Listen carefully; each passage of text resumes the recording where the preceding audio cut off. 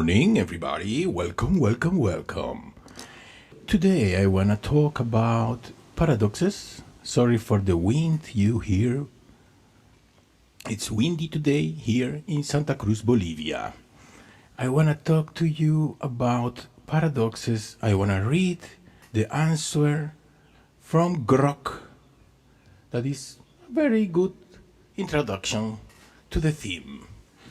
Let me start.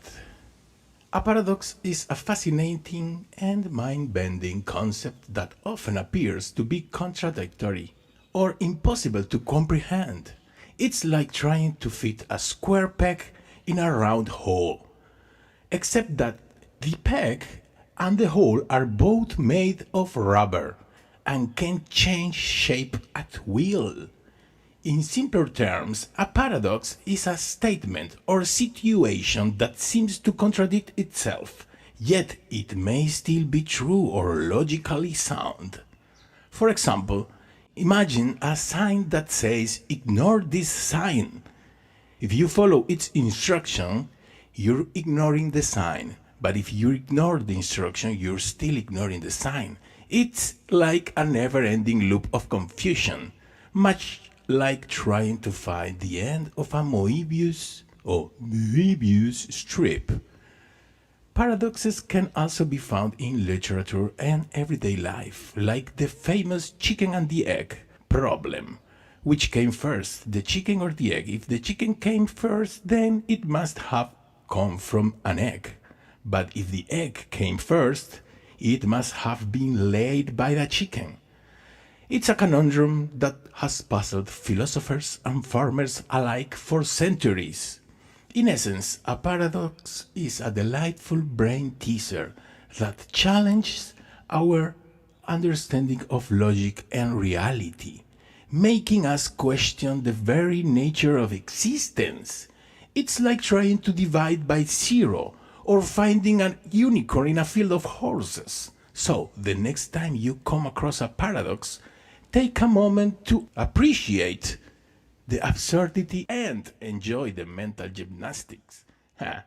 Very nice from Grok. Now, I want to share with you a couple of psychotherapeutic examples of the use of paradoxes, mind paradoxes, in mental health. Very interesting. Let's start with maybe this one. Enjoy. Think about this. Many mental health issues are triggered by a fear of the symptom more than anything that's happening externally. So for example, think about like public speaking. People that experience distress in front of large groups are oftentimes more worried about their physiological experience than they are the opinions of others. And as a consequence, they become hyper-focused on what is my heart rate doing? Are my palms sweaty? Am I going flush? And that fear, the fear of the heart rate elevating, leads to anxiety, which then leads to that elevated heart rate, which leads then to panic, right? It's the fear of the symptom that creates it, not so much what does the public think about me. The same is also true for men that struggle with erectile dysfunction. Fear of not getting an erection oftentimes leads to thoughts that are not super arousing and then leads to impotence. It's the fear itself that creates the problem. Even in cases of grief, oftentimes a person's fear of grieving uncontrollably or grieving too much leads to a very unpredictable expression of sadness and distress.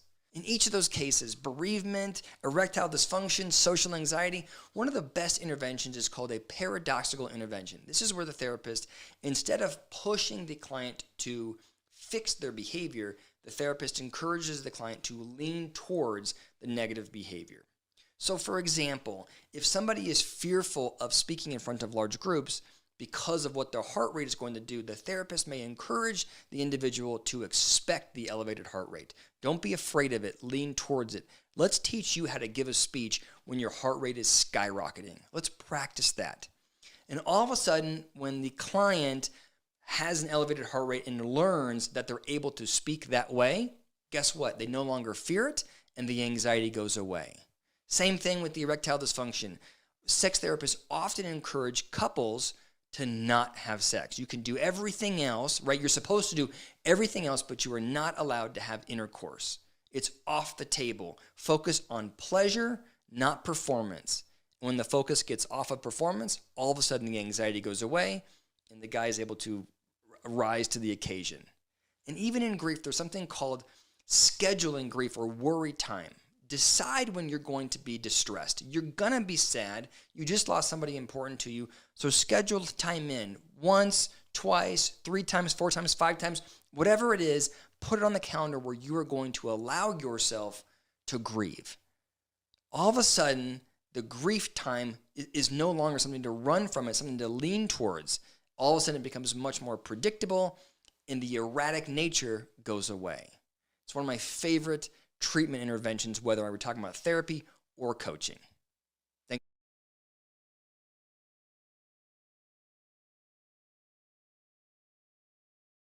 you. And here's the dilemma sometimes for the therapist. We have this technique where it's called paradoxical intervention, where we tell the couple it's hopeless.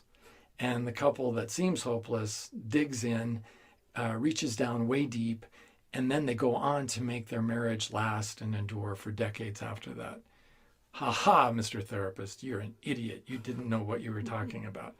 But it's pretty rare, and usually when a couple does, and here's the dilemma sometimes for the therapist. We have this technique where it's called paradoxical intervention, where we tell the couple it's hopeless.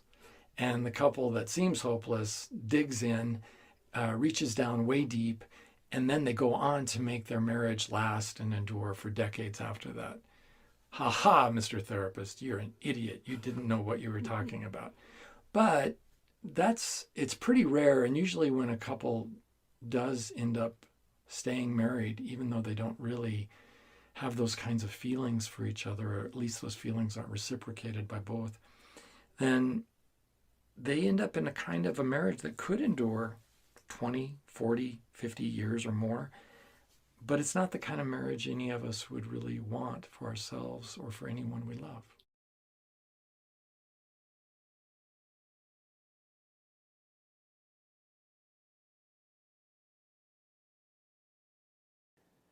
Panic disorders present a unique challenge to clinicians.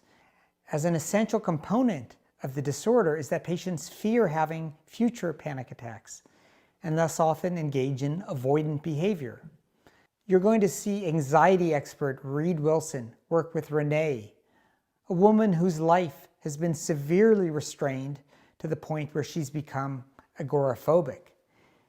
He uses a paradoxical approach, insisting that she demand that anxiety increase its symptoms, and then you'll see how she responds. Another thing I would think would be on our list would be your thought about whether or not you would have a panic attack and how bad that would be, and the thought that that would be awful. I think that that's working against you. Yes. Do you think that might be true? Yes, I'm sure it's true. Because you're thinking, well, I'm calm now, and maybe I can be at a 5. I hope I don't get to a 6. It would be bad if I was at a 7. If I got to an 8, that would be awful, right? Yes. So, but I think I can do a 5, but how do I know it's going to stay a 5? So that's the thing. You're like everybody else around that. So I think we have to do something about changing your relationship in the moment of the anxiety. Does that make sense to you? Yes, it does. Yeah. What else do you want to be able to do that you're not doing, if anything? Well, the general idea, what I keep saying to my husband is, I just want a normal life.